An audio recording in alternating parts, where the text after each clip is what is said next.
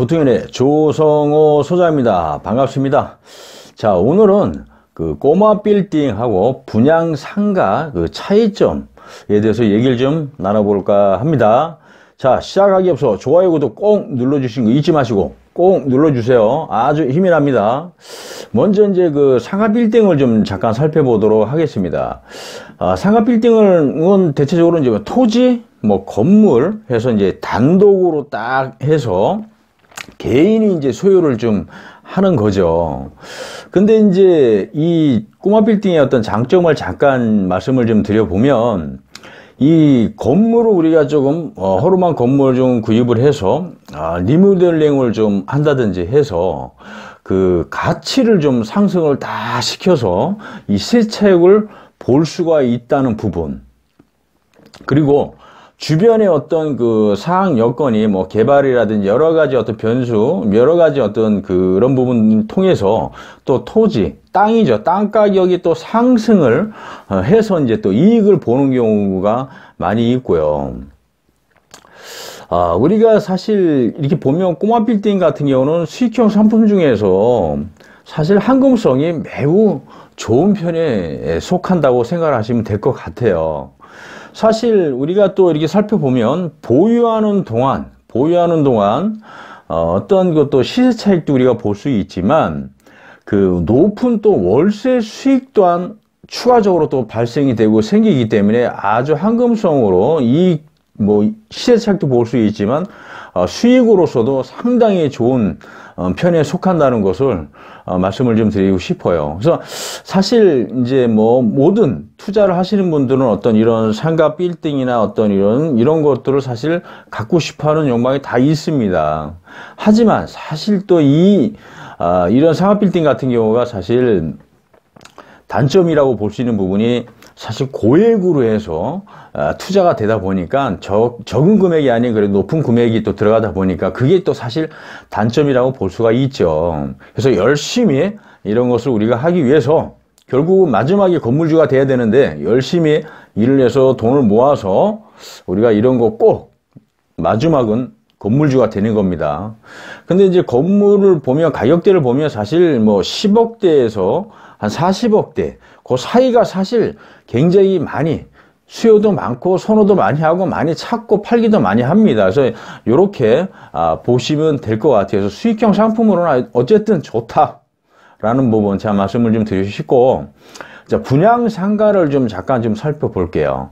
분양 상가는 이제 토지도 있지만 이제 건물도 있어요. 근데 사실 이제 집합 건물이다 보니까 거기에 사실 지분별로 해서 이렇게 등기가 되는 거잖아요. 그러다 보니까 그 소유주가 여러 명이 있다는 이제 얘기죠.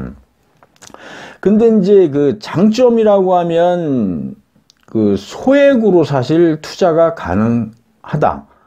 근데 예전에는 이 소액으로 투자가 사실 가능했어요. 그래서 장점이었는데 요즘은 이게 단점인지 장점인지 좀 파악을 좀 잘 해보실 필요가 있을 것 같습니다.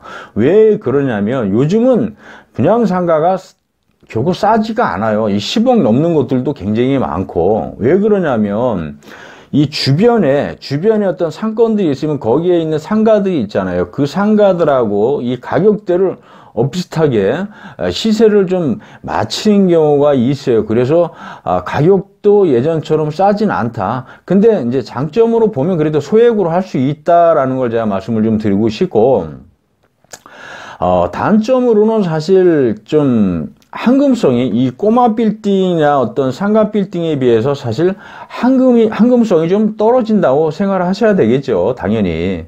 그러니까 예를 들어서 내가 마음을 먹고 좀 팔려고 해도 사실 잘 팔리지가 않는다는 게 문제가 되는 거고, 그리고 어떤 수요가 찾는 사람들이 좀 많이 있어야 그래도 팔릴 수 있는데, 그런 분들, 임자들을 사실 쉽게 찾기가 어렵다라는 점이죠.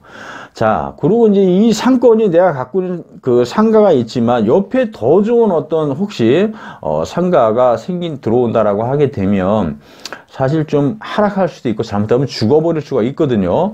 그렇게 됐을 경우에는 아주 개인적으로 봤을 때 좀 어려워질 수가 있다. 그래서 이런 부분이 좀 단점이라고 좀 볼 수가 있습니다. 그래서 우리가 이제 상가를 보면 좀 분류를 하면 뭐 주상복합 상가도 있고 뭐 단지 내 상가도 있고 뭐 쇼핑몰 상가도 있습니다. 그래서 이런 상가들도 다양하게 있지만 상가라고 해서 나쁜 건 아니죠. 나쁜 건 아니죠. 좋은 거를 잘 선택을 해서 우리가 어떤 추가적으로 이익을 발생할 수 있는 거를 잘 선택하는 것이 가장 중요하거든요. 그래서 어디에 어떤 곳에 있는 것을 우리가 선택을 잘 하고 옥석을 잘 가려서 내가 좋은 상가를 살 건지, 그래서 그 부분이 아주 중요하지 않은가 생각을 해요.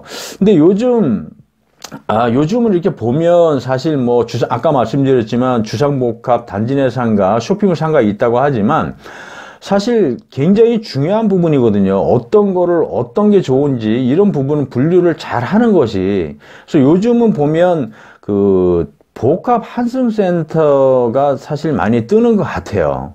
왜냐하면 거기에 어떤 뭐 극장이라든지 뭐 그런 극장 뭐 여러 가지 뭐 쇼핑 뭐 즐길거리 뭐 먹거리 이런 것들이 다 그냥 통합적으로 이제 들어가 있는 것들이거든요. 그러다 보니까 요즘에는 우리가 복합 환승센터 같은 데를 한번 쭉 가보면 굉장히 많은 것들이 볼거리 뭐 즐길거리들이 다 극장부터 시작해서 다 들어가 있거든요. 그래서 이런 것들을 우리가 잘 보고 이렇게 한번 상가를 좀 관심을 갖고 있는 분들은 이제 복합 환승센터나 또 쇼핑몰 상가 센터 같은 경우 그런 거를 좀 잘 관심을 가져보는 것도 좋지 않을까 생각을 합니다. 결국에는 사실 뭐 꼬마 빌딩 됐든 상가 빌딩 됐든 뭐 분양 상가 됐든 결국엔 많은 사람들이, 다수의 사람들이 모이는 곳, 그리고 찾아오는 곳, 그리고 거기에서 즐길 수 있고, 한번 들어오면 나가지 않고, 거기에서 이렇게 지금 정체가 돼서 움직이고, 활동하고, 먹고, 마시고, 이런 부분을 좀 즐길 수 있고 하는 곳을 우리가, 하는 것이, 투자라는 것은 좋지 않을까 생각을 합니다. 그래서, 오늘은 분양상가하고, 꼬마 빌딩에 대해서 잠깐 말씀을 드려봤는데 이 부분 우리가 좀 기억을 잘 하시고, 자, 오늘은 여기서 설명을 좀 마쳐볼까 하고요.